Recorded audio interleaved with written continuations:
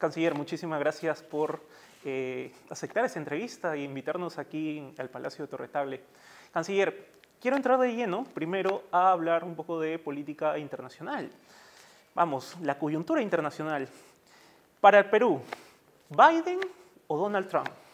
Cualquiera sea el resultado, para nosotros resulta siendo la oportunidad con el nuevo presidente de Estados Unidos de seguir profundizando esas relaciones tan ricas entre Perú y Estados Unidos. Tenemos una agenda bilateral con una serie de iniciativas, con una serie de aspectos que nos vinculan aún más y queremos fortalecerlo. Hay que recordar nomás el tema de la cooperación en época de pandemia, de COVID-19. Hay que también señalar esta cooperación que nos brinda Estados Unidos en la lucha contra el tráfico ilícito de drogas, la cooperación en materia de ciencia, de tecnología. Estados Unidos es nuestro segundo socio comercial y es nuestro primer destino de los migrantes peruanos. Así que tenemos un conjunto de intereses comunes y lo que deseamos ahora es lo mejor para ellos, para Estados Unidos. Estos intereses comunes, para ser más claros, ¿nos puede describir cuáles son en específico? ¿Qué es lo que le interesa al Perú de Estados Unidos y qué le interesa a Estados Unidos del Perú? Bueno, en el aspecto económico, como lo mencionaba, seguir bajo ese desarrollo intenso de intercambio comercial. Es nuestro primer destino de productos, de bienes con valor agregado, los no tradicionales. Adicionalmente, aspiramos a una mayor inversión estadounidense en el Perú. Estamos negociando acuerdos en ese sentido. América crece, resulta siendo de interés tanto para el Perú como para Estados Unidos. El inversionista estadounidense conoce de las reglas claras y estables en el Perú para poder invertir y queremos profundizar en ese sentido. Pero adicionalmente el Perú constituye un destino turístico importante para los estadounidenses. Cuando se reabra, cuando tengamos nuevamente esta oportunidad de contar con un turismo, de un flujo turístico de Estados Unidos, aspiramos a seguir siendo ese destino preferido para los estadounidenses.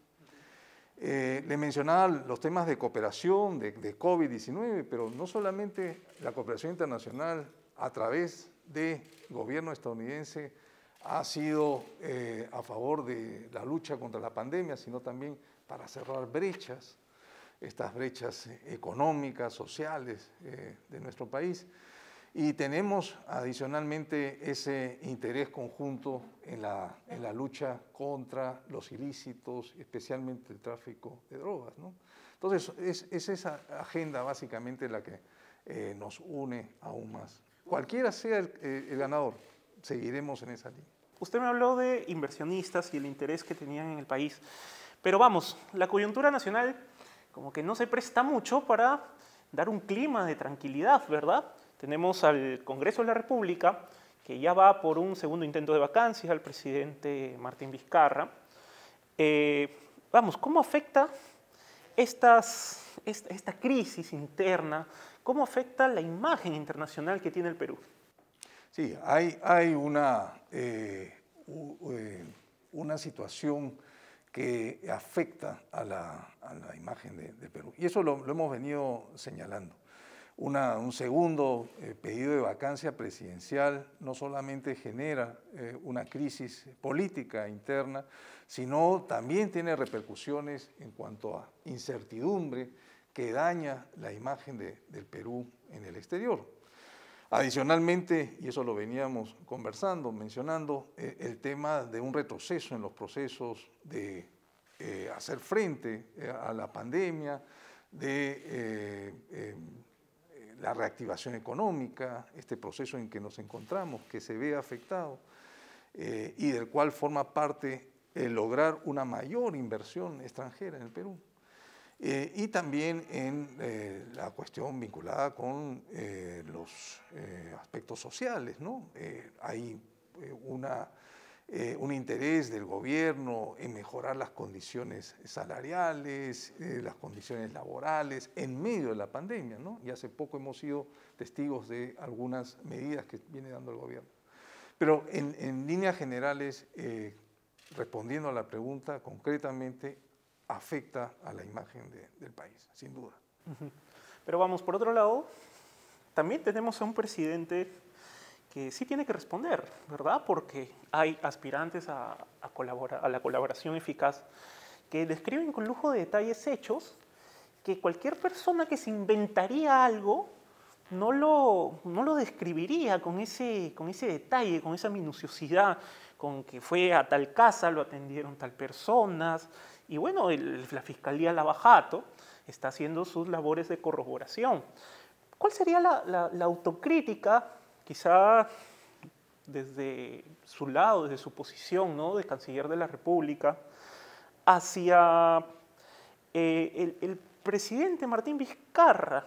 ¿O cuál sería la autocrítica del gobierno, ¿no?, con respecto a estos puntos que también han ayudado a darle algunas herramientas al Congreso, vamos, para que el Congreso haga lo que quiera hacer, ¿no?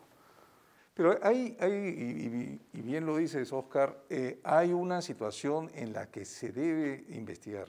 Y ahí creo que el gobierno y los ministros, y por supuesto el propio presidente de la República ha sido categórico en señalar que se tiene que investigar y que se debe investigar, y que se debe investigar al final del mandato.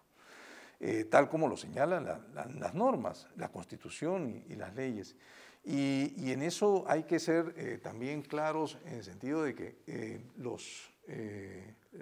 la situación actual puede estar muy ligada a intereses personales o intereses particulares.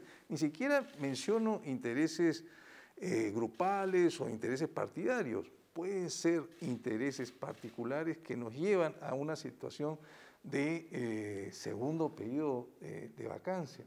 Lo que yo vengo sosteniendo también es que hay que escuchar la voz del pueblo. Y la voz del pueblo, como hemos visto en los últimos días, el último fin de semana, con estos resultados de las encuestas, creo que resultan clarificadores de lo que quiere el pueblo. Y el pueblo ha señalado de que respalda en un 60% la labor del presidente. Y en un casi 80% señala que desea que culmine su mandato, ¿no? Y en un 65 a 66% la población está dispuesta a ir a votar. ¿Cuál es la lectura de eso? Por un lado, a un presidente que le reconocen ya en sus últimos meses de mandato la labor realizada. En segundo lugar, un reconocimiento también de que hay una necesidad de culminar el periodo, dejando de lado otros intereses y otras propuestas del legislativo. Y finalmente, una necesidad de renovación electoral presidencial.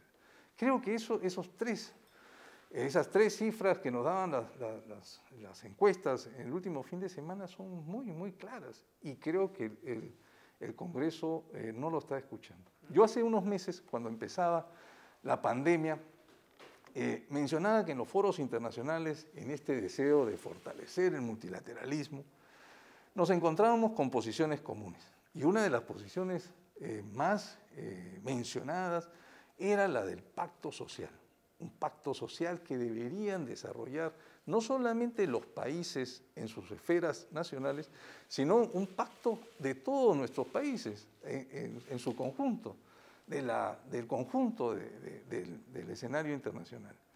Eso lo ha traducido el presidente y lo propuso concretamente en algo que denominó el Pacto Perú, como un pacto vinculado con la pandemia para hacer de manera conjunta la lucha contra el COVID-19. Pero ese Pacto Perú, canciller, se quedó en papeles. Lograr la reactivación, pero creo que hay que retomarlo y creo que hay que pensar hacia el futuro en un pacto social de esta naturaleza en favor de la gobernabilidad. Este gobierno culmina el 28 de julio, empezará un nuevo gobierno y necesitaremos ese pacto de gobernabilidad, al que hay que sumarle COVID-19, reactivación económica y gobernabilidad, porque de otra manera creo que no vamos a poder Claro que sí. continuar en esta ruta de la democracia. Vamos, canciller, pero entre nos, yo puedo coincidir con lo que usted nos ha dicho hace unos segundos, ¿no? Qué Pero bueno, Oscar, usted le ha consultado al presidente Martín Vizcarra, le ha preguntado, le ha dicho, oiga, señor presidente, fuera de lo que usted ha planteado, ¿no? Que el gobierno debe terminar, el presidente debe responder al final de su mandato, perfecto, y no debe haber una intentona golpista, ¿no? Como lo que está haciendo el Congreso.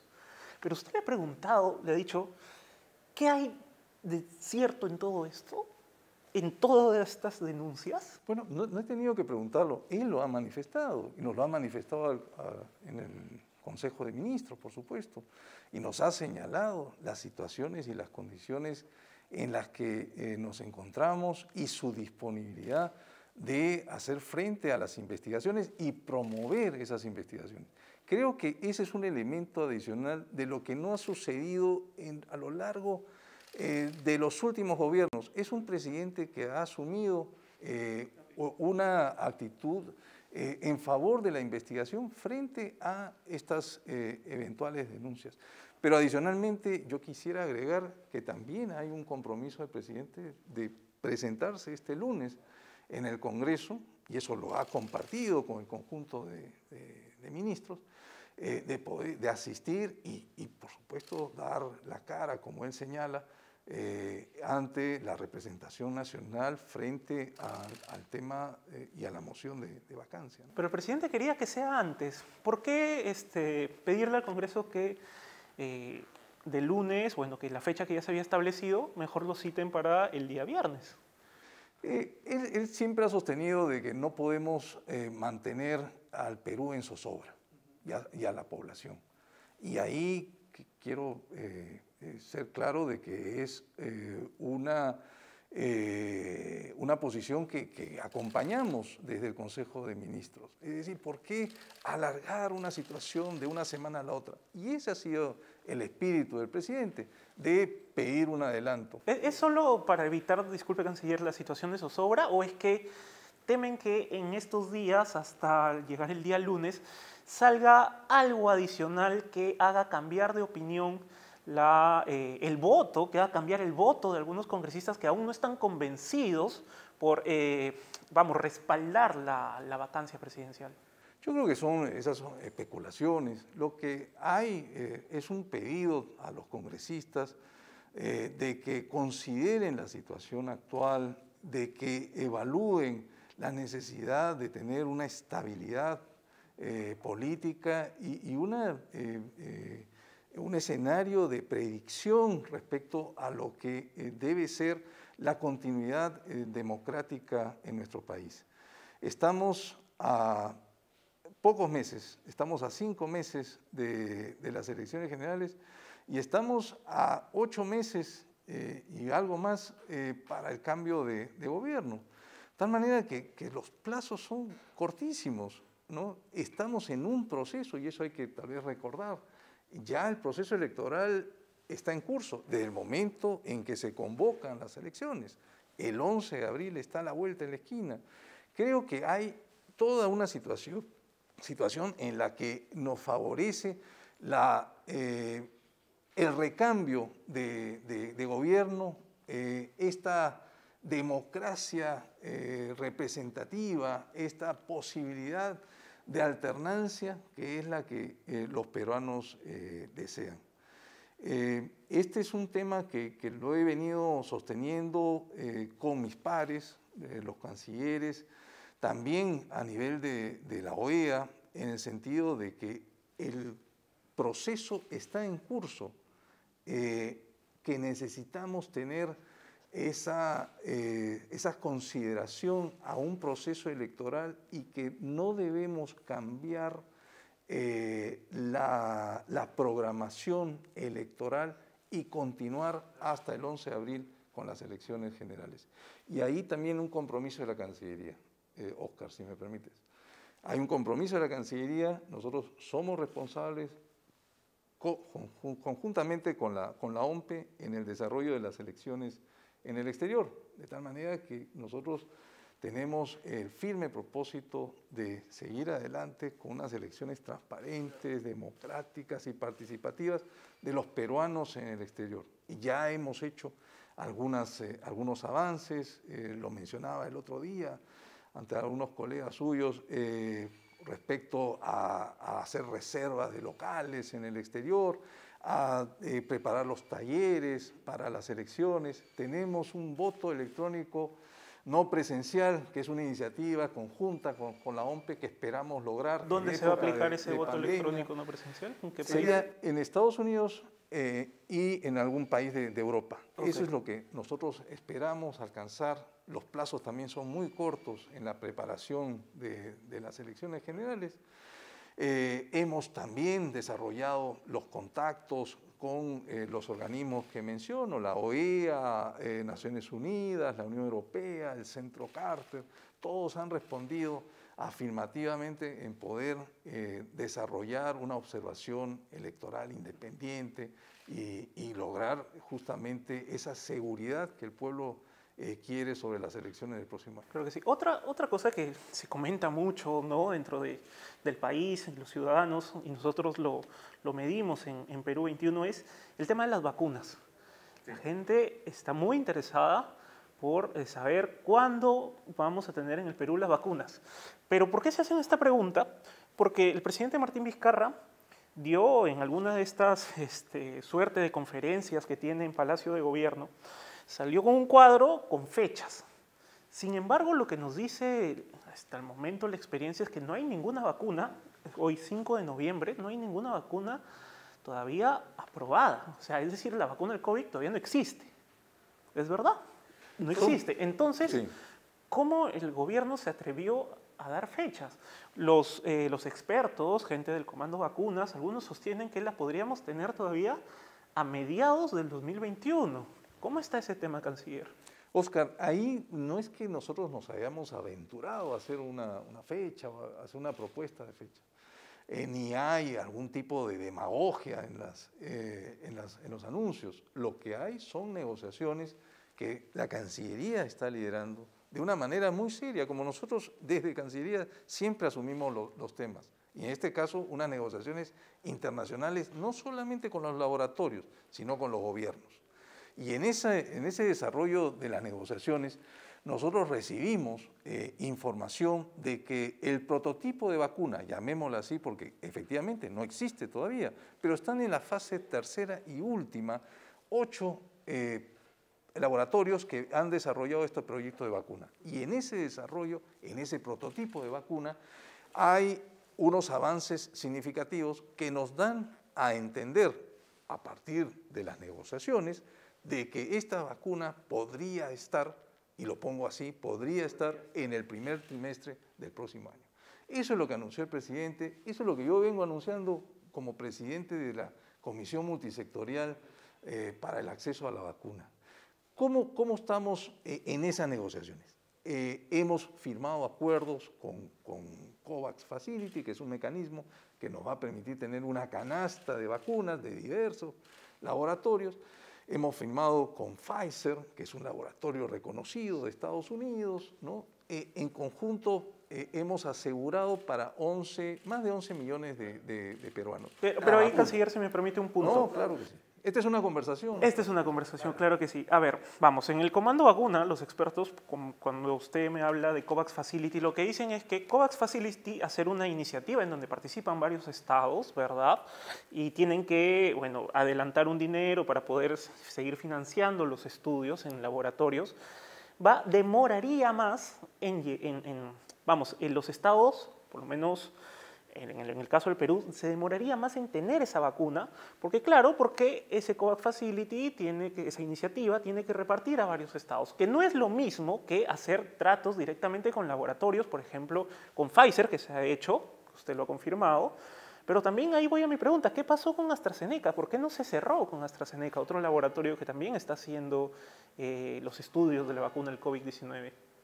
Para presentarlo al público claramente, ¿qué es COVAX Facility? Efectivamente, es un mecanismo que asegura tener las vacunas en un periodo de tiempo. Es un seguro. Pensemos lo que es un seguro que lo vamos a necesitar el próximo año. Y en ese seguro nos va a permitir contar con vacunas en diferentes momentos del año. Pero nosotros en esas negociaciones también hemos asegurado vacunas para cuando más lo necesitamos, al principio del próximo año.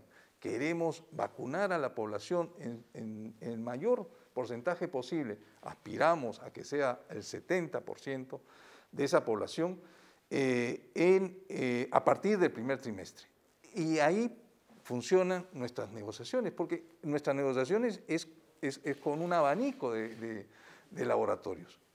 Pfizer lo hemos mencionado, Sinopharm lo tenemos aquí en el Perú. Sinopharm es la empresa china, el laboratorio chino que está ya en la tercera fase, que lo tiene, que comenzaría a producir la vacuna bajo su programación a partir de diciembre. Hoy día he tenido una conversación telefónica con el canciller chino, hemos hablado de la vacuna, nos ha asegurado de las condiciones preferenciales que vamos a recibir de China, del gobierno chino y de Sinopharm en particular sobre la vacuna. Tenemos también negociaciones con Rusia y la vacuna rusa que está en la última etapa. Tenemos también con Johnson & Johnson, ayer hemos anunciado de que se inicia la próxima semana las pruebas clínicas con Johnson y también con AstraZeneca. Lo que sucede con AstraZeneca es que tenemos por un lado una negociación que va alrededor de los ensayos clínicos y otra negociación sobre la compra o el acceso a la vacuna que se ha detenido. Pero el hecho de que desarrollen aquí el ensayo clínico significa que con AstraZeneca no es que hayamos cerrado la puerta. Estamos por iniciar la próxima semana los ensayos clínicos y esos ensayos clínicos nos aseguraría un acceso preferencial a esas vacunas AstraZeneca. ¿Por qué no tomamos la decisión en el momento en que la negociación de parte del laboratorio británico nos indicaba? Es que no teníamos la información completa. Esto lo hemos mencionado. Claro. Y creo que aquí hay dos condiciones fundamentales que la población debe conocer. ¿Cuáles son? Llegar primero, estar primero en la fila y tener la seguridad de que la vacuna es realmente la conveniente. Y creo que ahí tanto el Ministerio de Salud como la Cancillería y el conjunto del gobierno son muy cautelosos. Entonces, canciller, hasta el momento se ha cerrado con Pfizer y ya estamos por cerrar con este laboratorio chino, Sinopharm. Sin duda, sin duda. Y creo que el hecho de haber sido probada la vacuna aquí nos da grandes posibilidades de una apuesta por una vacuna efectiva. La población peruana está siendo probada. Claro. La vacuna está siendo probada en la población peruana. De tal manera que poder acceder a una cantidad de vacuna de Sinopharm nos aseguraría un éxito en este proceso de vacunación. Muchas veces escucho que por qué no se paga, por qué no se desembolsa, pero todas estas negociaciones han pasado por etapas. Un primer acuerdo de interés, un segundo acuerdo de confidencialidad, porque con los laboratorios sucede eso, una tercera etapa de un acuerdo ya vinculante y una cuarta etapa de un pago. Estamos con cada uno de ellos cumpliendo esas etapas, pero no debemos adelantarnos porque hay negociaciones que incluso por la situación del mercado los costos de la vacuna se reducen. O, por ejemplo, AstraZeneca tuvo problemas en el desarrollo de la investigación y comienza a variar las condiciones de negociación. Entonces, confíen en que la Cancillería y el grupo de la Comisión de Acceso a la Vacuna estamos asegurando las dosis necesarias y las más seguras. Y aquí quiero preguntarle, ¿cuál fue el papel que cumplió el Comando Vacuna? Una iniciativa que, bueno, podemos decirlo, nació en Perú 21, ¿no? Fuimos los primeros en plantear esta iniciativa de tener un comando de expertos. ¿Ah, sí? Claro, con el señor Antonio Prato, el señor Carlos Neuhaus. estaba el viceministro, en ese entonces aún no era viceministro de Salud Luis Suárez Ognio, ¿no? Entonces, ¿cuál ha sido el papel del Comando Vacuna? ¿Qué papel cumplió? ¿Ha cumplido, viene cumpliendo en estas negociaciones? Este es un tema que no solamente depende del gobierno. Yo siempre he mencionado que COVID-19 nos ha establecido parámetros más horizontales, ¿no? En esta atención a la pandemia, ya no solamente está un gobierno por encima de los otros sectores, sino que nos va nivelando. Y tenemos que actuar todos conjuntamente para hacer frente a la pandemia. Y el Comando Vacuna, que me alegro que haya nacido ahí en Perú 21, ha resultado siendo un aporte desde el sector privado para estas negociaciones que viene liderando el gobierno central. Y el Comando Vacuna no solamente ha generado un aporte en el acceso a la vacuna, también ha mostrado su interés por la vacunación en sí, por el proceso de vacunación masiva que habrá que desarrollar. Esta es una moneda con dos caras. Por un lado, el acceso a la vacuna y por el otro lado, la vacunación. Y en ese proceso, en esa programación de la vacunación, también el Comando Vacuna está apoyando. ¿Qué le ha dicho su colega del MINSA, Pilar Massetti, sobre este otro lado de la moneda, la parte ya operativa? Una vez que se consigue la vacuna, ¿sí vamos a poder llegar a todos los rincones del país con la vacuna? ¿Sí está la logística en el país? Sí, y Perú, y especialmente el Ministerio de Salud, ha tenido resultados muy favorables y reconocidos internacionalmente sobre su capacidad de vacunación. Esto es una vacunación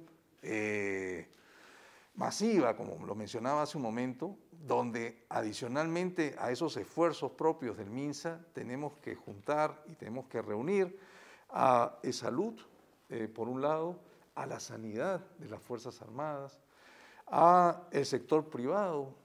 Nos está apoyando también este legado de los Juegos Panamericanos. Tenemos, por supuesto, la coordinación de la PCM para la vacunación masiva. Tenemos también el apoyo del Ministerio de Economía y Finanzas y de las Fuerzas Armadas y Fuerzas Policiales en su conjunto a través del Comando Conjunto de las Fuerzas Armadas. De tal manera que es un esfuerzo de todos y vamos a requerir de esos equipos especiales de refrigeración. Tenemos ahí ya ofrecimientos para los aviones de empresas privadas dispuestas a trasladar la vacuna. Claro. Cancillería forma parte de esa segunda, de ese otro lado de la medalla, ¿no? Y dentro de los aportes que nosotros también podemos brindar, ¿no? Muy bien, canciller. Canciller, otro tema que le interesa a la gente, y lo hemos medido así en Perú 21, es el tema del jugador Gianluca Lapadula, ¿verdad? Hay una expectativa por su llegada. Pero aquí quiero ir a lo que le compete a la Cancillería. ¿Era necesario que usted haga el primer anuncio, que la Cancillería haga el primer anuncio de que se había comenzado un trámite, un proceso para que el jugador comience o obtenga los papeles que le permitan jugar en el país? Usted apareció en radioprogramas del Perú un sábado y a partir de ahí comenzó a tocarse mucho el tema de Gianluca Lapadula.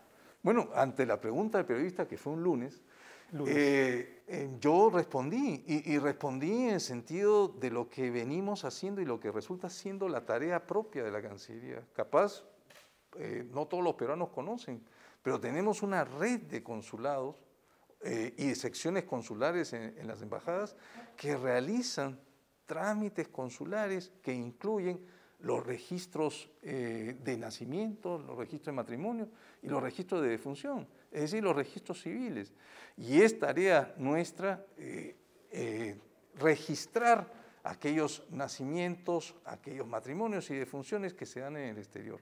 En el caso de peruanos nacidos en el exterior, antiguamente solamente se registraban aquellos que eran menores de edad o hasta un año después de haber cumplido 18. Luego, con el cambio de la Constitución, se hizo de manera general.